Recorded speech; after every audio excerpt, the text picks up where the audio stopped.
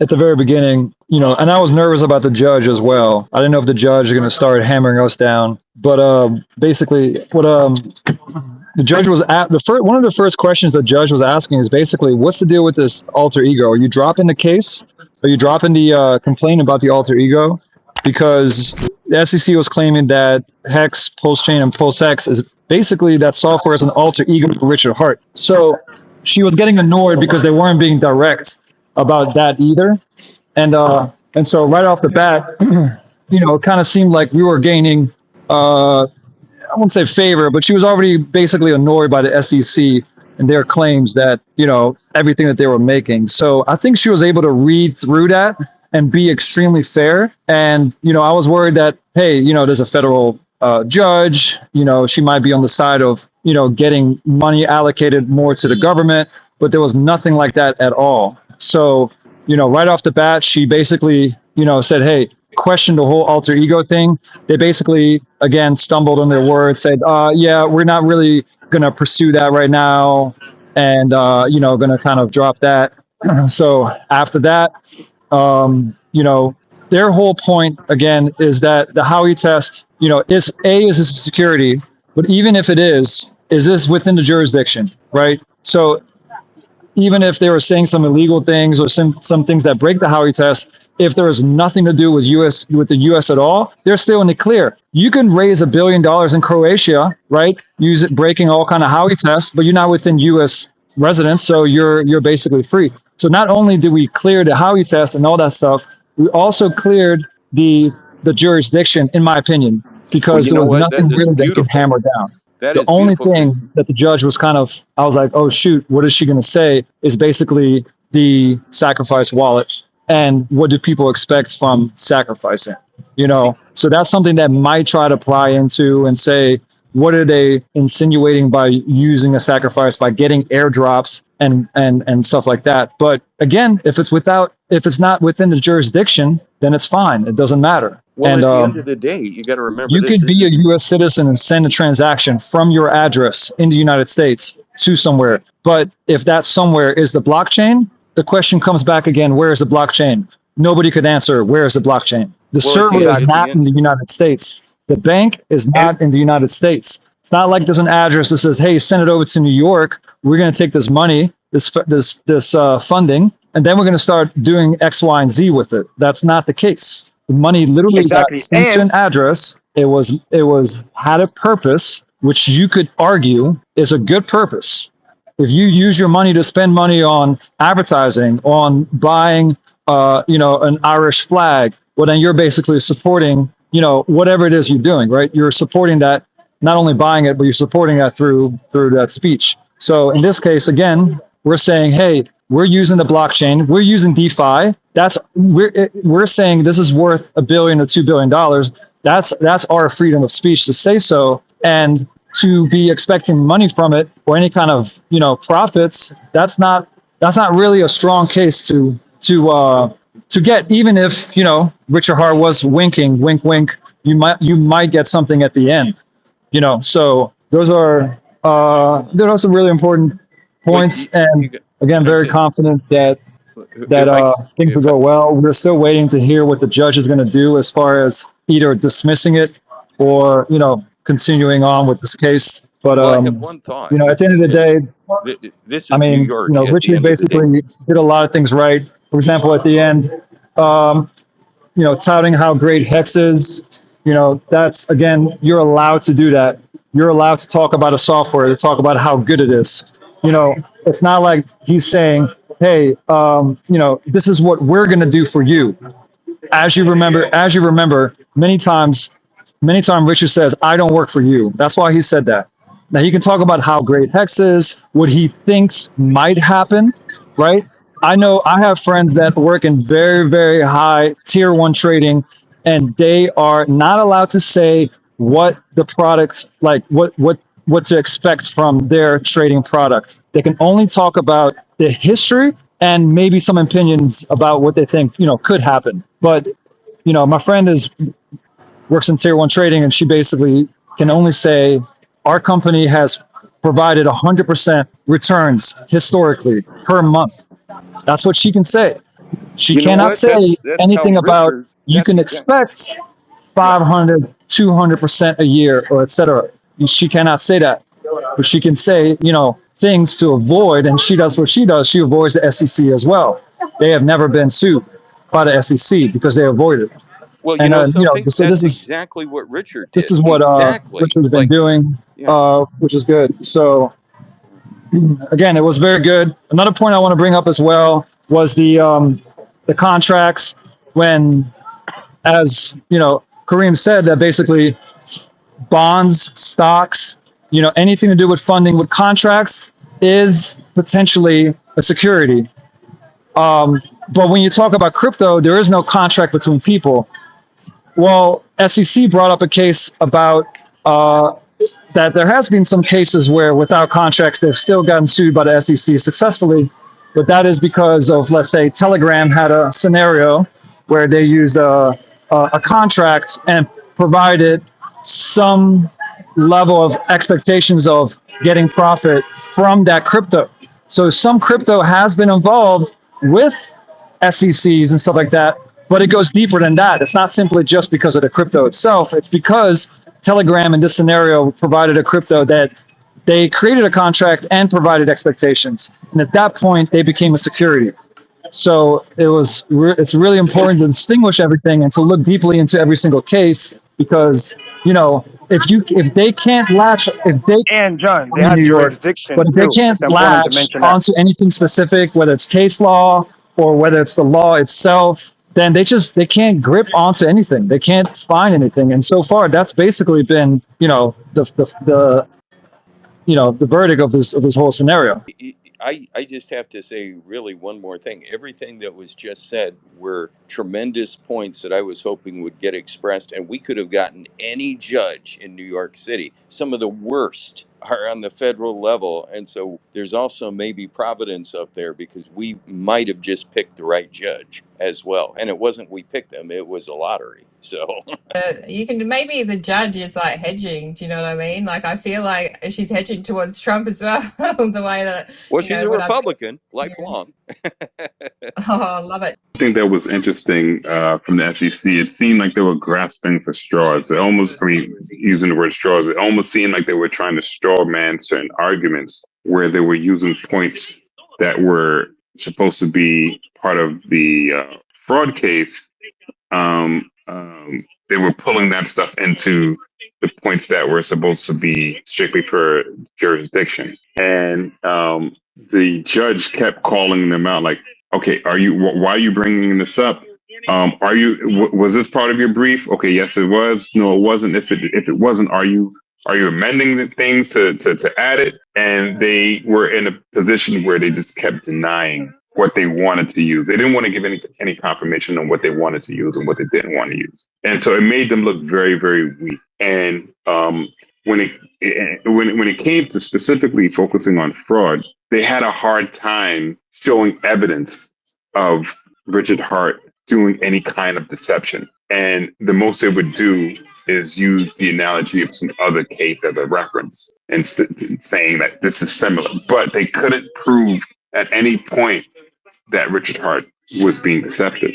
And the point that the defendants, Richard Hart's defendants, would use to sort of, sort of laid on thicker that they're not showing any evidence was that Richard Hart literally laid everything out from the jump. As folks have mentioned, no expectations, so on and so forth. But they cleverly used the argument of the transparency of the blockchain. Even when you're using mixers, that was like so clever to me because they made it clear that, hey, like you can, anyone who, and the judge even mentioned it, like, I guess there are people out here who would be diligent enough to do the work. And the SEC tried to respond that, well, yeah, it's not that clear. There's still spaces where things are elusive. But they didn't have the due diligence in their, I guess, research to show that Richard Hart was the owner of any wallets, or that things could link back to him in secrecy. And lastly,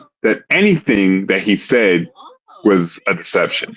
She laid it out. His lawyers laid that out so perfectly. And in my opinion, they didn't really argue the fraud case well. jurisdiction, they didn't make any arguments that were sticky. And I think it looks, I mean, in my opinion, again, it looks like things sort of are leaning in the favor of Richard Hart.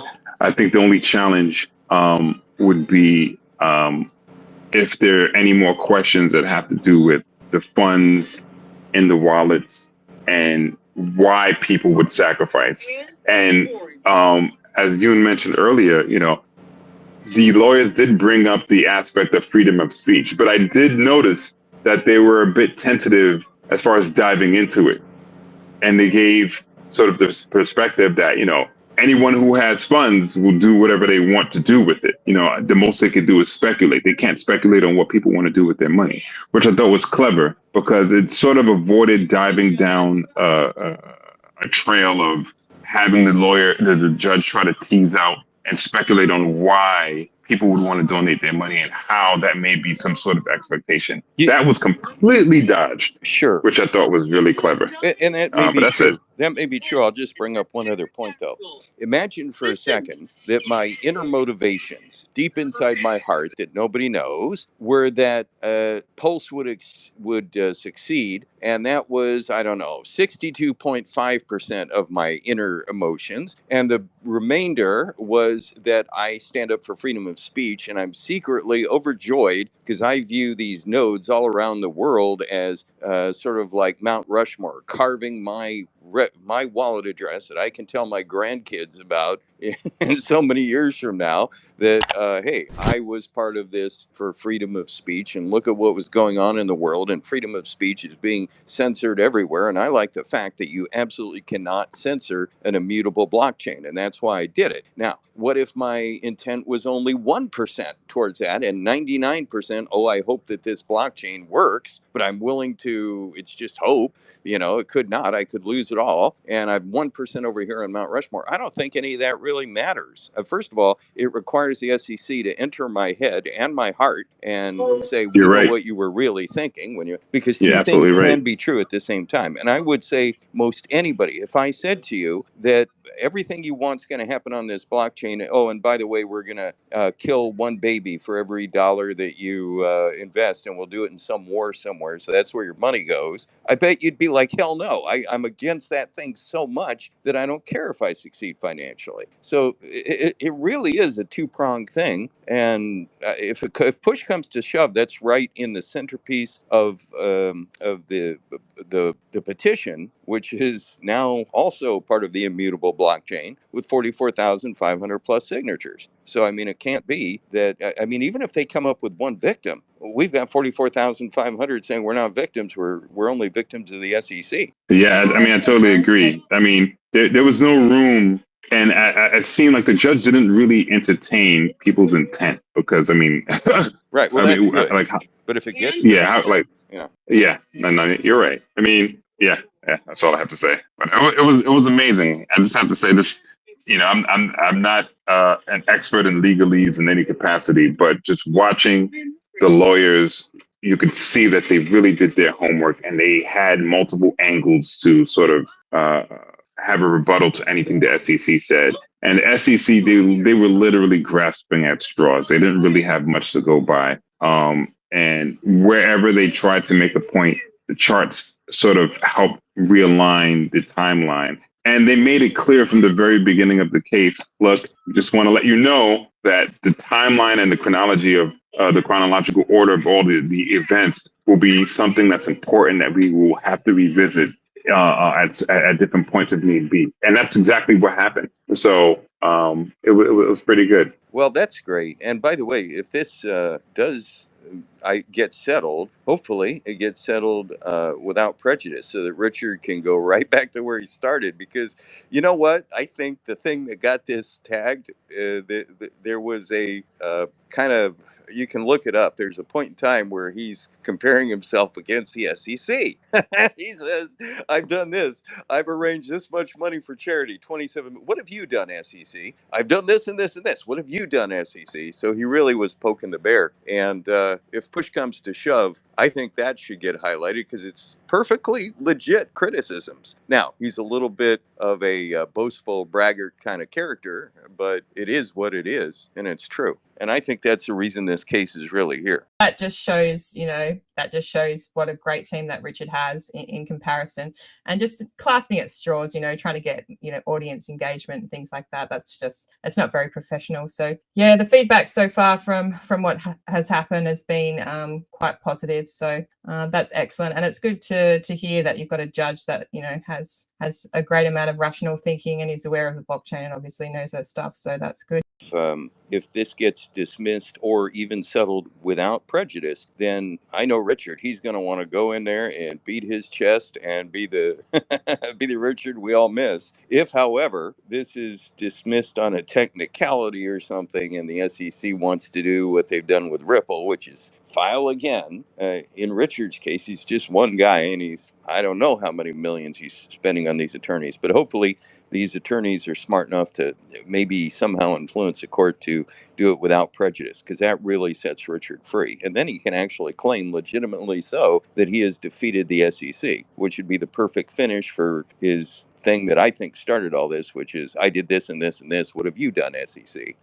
I'd love to see him be able to finish that. That would be the ideal outcome, is to actually know that, we're not going to have further cases put on Pulsechain. It really was great to see all the hexagons, pulsecons there. And I think the SEC did try to change, they did change the date probably about a month before the hearing. So we were scheduled to have 200 people there. I think we ended up having, there was 75 in the main courthouse and 16 in the back rooms.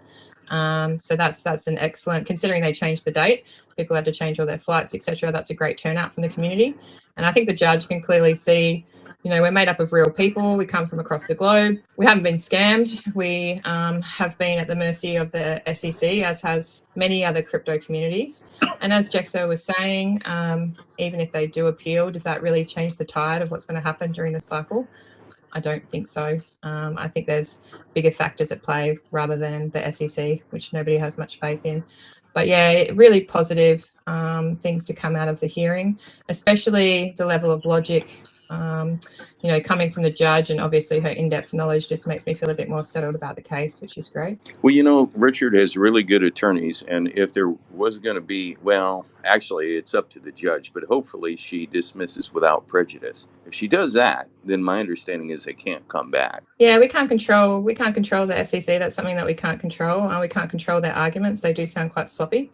I know that Richard's lawyers' arguments are solid. He's got the best lawyers in the world fighting the case, and that's all we can ask for from a founder. And the fact that he's taken this stance against the SEC on behalf of crypto, it really is. It speaks to Richard and his character. He's not just doing this on behalf of Pulsechain or Pulsechain users. He's doing this on behalf of crypto and decentralized finance. I would like a new level of respect to be brought towards Richard from crypto as a whole after this case. And I think he deserves it. I think he's putting in the fight. That would be nice. I don't know if this world we live in will ever offer it, but I'm hopeful, because he really is doing a lot for crypto with this. Absolutely. And for those that don't know, somebody made an excellent post. I think it was it Crypto Memes or some similar account, I'll find. But he basically said, look, Richard has more BTC than Satoshi. I don't know if this is true, but this is a post. Richard has more Ethereum than Vitalik. So where's the respect? Yeah. I think we all know there's a disconnect between, you can say this like he's the Trump of crypto, and I think it's somewhat true. No matter what he does, I don't think he's going to get the respect that he should for what he's tried to push through the industry and the stances he's taken. But hey, that's just the way things roll. I'm comfortable being uncomfortable with that. So we all knew that going into this ride. It is what it is. Like Danny said, I don't think the industries or the sector is going to change overnight. I'll give him the kudos that he deserves. They've basically ignored the case, which is probably one of the more important ones. They've ignored it and focused on Coinbase and other things, which I think are nowhere near as important for blockchain and DeFi. Oh, you're bringing up a really good point there. I'll say this, and I hope it gets settled for my own personal reasons. But if it doesn't, there are so many arguments included in this case which could set precedent that nobody else brings up. Only Richard, because some of them are kind of out there, and I think maybe a couple of them would get tossed. But there's so many. It's like every possible argument at the core that most people don't want to spend money on a legal defense with because they have a low probability of success. But he has managed to lob so many of them into his defense that it's insane. I mean, if this thing really does go through to a court case, it's going to be a shit show. Absolutely. Yeah, I just wanted to share. I think it's just it's looking great. I mean, I look at the situation and I see the sentiment is definitely in favor of things going in the right direction. I look at I'm seeing a lot of the legal staff of the SEC is actually turning sentiment towards Gary Gensler negatively and not really in favor of his leadership. And so that table's turning. And what that means is that it's likely that their investment in any case leading up to transition of who's going to be leading their people, whichever is happening, they're both good outlooks for the trial and in the hearing. So yeah, it's exciting stuff. I look at the market though, and I'm seeing how SEC is maybe affecting some of the sentiment. Maybe some people have, but you know, they're one group of voices, and we're a much bigger group of voices as a community, and that's exciting to know that we're going to still continue to push the market, and it's going to move. The bull run's going to happen regardless of these guys, regardless of the sentiment or the impact that they have on the sentiment. Another thing to really be excited about is the fact that we have, you know, our community continues to grow. Stakers continue to stake. We're seeing things grow in a great capacity in all fronts. So yeah, just keep pushing the ball forward, guys.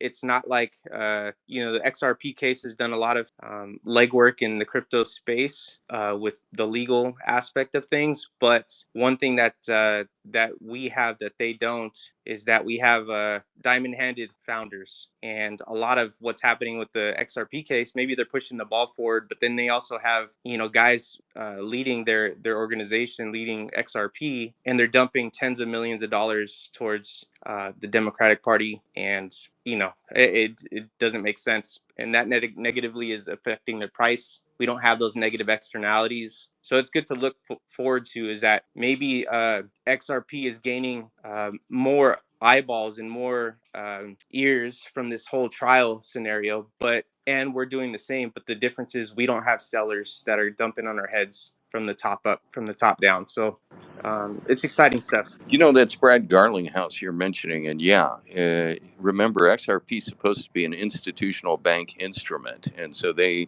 are probably in favor of no self-custody. And therefore, they're going to line up, and they're not really going to in the least bit be concerned about dumping on everybody. Whereas the more that's found out about Richard Hart over time by the new people that'll be coming in, maybe the better. So yeah. Absolutely. I mean, Richard and Pulsechain has the advantage. We don't have a foundation dumping on us. We don't have a founder dumping on us. Other crypto communities would have had to drop or settle their SEC cases. That's not the case for Pulsechain. As I mentioned before, or alluded to before, I don't know how wealthy Richard is, but he has money in perpetuity to keep these cases going. The SEC has never come across such a worthy, you know, adversary, because the SEC has unlimited money because they're spending American taxpayer money. So to come across someone like Richard, I don't think they knew who they were picking a fight with. And for anyone that hasn't read, he's got 11 of the world's best lawyers. They're Elon Musk lawyers. If you go onto Court Listener, you can have a look through the dockets of what the arguments are from his lawyers. And anyone unfamiliar with the case, you can go through. And the level of detail, the level of, these guys are just at next level.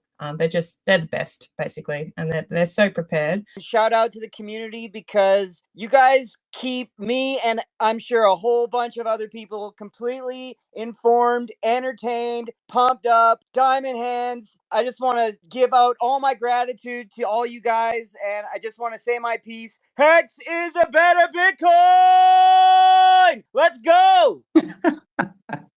I don't even know who was speaking. This app, you can't tell who's speaking half the time. It shows Danny speaking when Ray's speaking. That's crazy. But yeah, thanks for that. Thanks. Yeah, I just wanted to follow up on something Ray said. I'm probably, I don't know, maybe I'm a little bit jaded. It would be great to see, in my perfect world, Trump gets elected because he's pro crypto, but for many other reasons as well.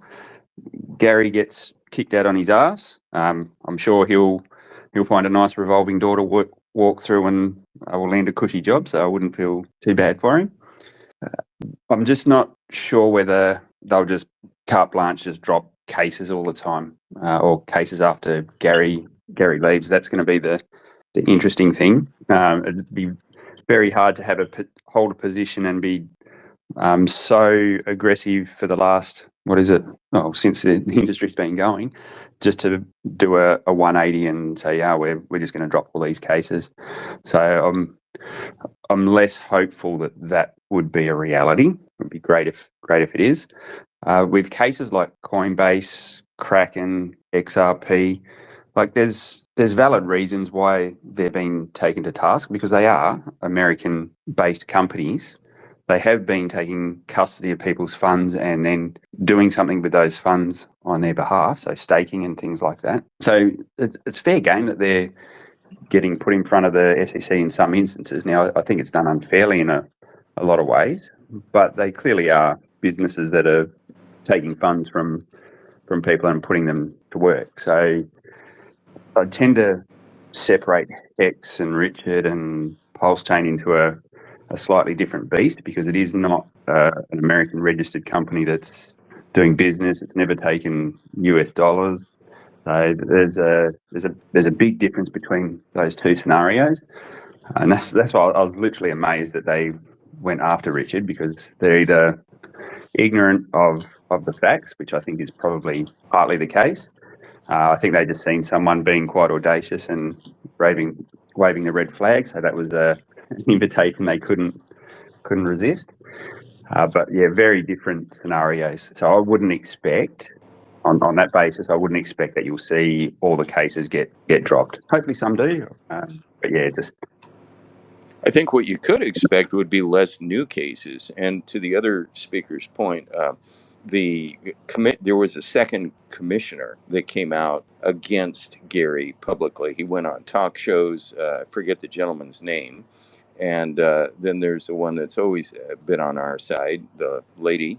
So basically, at least two of the commissioners are going around saying Gensler's a piece of shit and he's harming innovation in our country. And remember Trump's statement day one, there goes Gensler. So at the very least, yeah, you're going to see stuff slow down and perhaps reverse course. And the egregious cases should get dismissed. Not necessarily instantly, because there's job survival, but over a fairly short time period, you're going to see maybe different things approved. So hopefully. Yeah, no, I think you're right about the less new cases. I think that will be the big positive to come out of this. On Commissioner Mark, I can't remember his last name now, the guy that came out against Gary Gensler, I would be very wary of him. He's been at the SEC since 2016. He's had plenty of time to speak his voice, and he's sat on his hands and hasn't said a bloody thing for that whole entire period. And now that Gensler's job's on the line, he's all of a sudden come out and talking against Gensler. So my take on that dude is, one, he's making a power play to try and get Gary's position. So I'd be very wary of that. And just like, how can he be there that long and not have put up more opposition at this point? So just, he might be a wolf in sheep's clothing. So I wouldn't go. It's a good point. Backing him too hardly yet. It's a good point, but I just remembered this lady that's always been very vocal, Hester Pierce, and she has always voted, along with one other commissioner, and my guess is it is him, against almost every decision that Gensler has been for when it came to a vote. So if you go back and look at that timeline over these many years, you'll see there was 2 consistent votes against Gensler and 3 for him. And that includes Gensler himself. So that means there was 2 other people plus Gensler who outvoted Hester Pierce and presumably this fellow. I hope that's the case. And like, Hester has been awesome. Like, she's always been out there and and speaking loudly and proudly. So that was really good. But this other dude, haven't heard of him. Well, he's So he's been never, the vote, never though, so he may not be a very possibly, vocal person, but possibly. he's been the vote that has backed up Yeah. Hester, because almost everything has gone 3-2, 3-2, 3-2 in favor of Gensler. Yeah, I hope you're right. That would be a good outcome. Like, And there's a good get chance a that bit of Trump just gets rid of 3 of them anyway. I mean, I think he's. I just remember that speech of his where he goes, and on day 1, I'm going to fire Gary Gensler. And the crowd goes crazy. And he's, oh, I wasn't aware that there was that much hatred. Okay, let me say it again. On day 1. So, Trump tends to do more or less what he says he's going to do if it's by executive order. And I think the president has a lot of control over 3-letter agencies. So, and again, if you put somebody like Musk in, now remember, Musk is connected to crypto. And do you suppose that when he starts, what is he going to have? The Department of Government Efficiency, which is Doge? Do you think he's going to leave the SEC alone? Hell no. Hell no.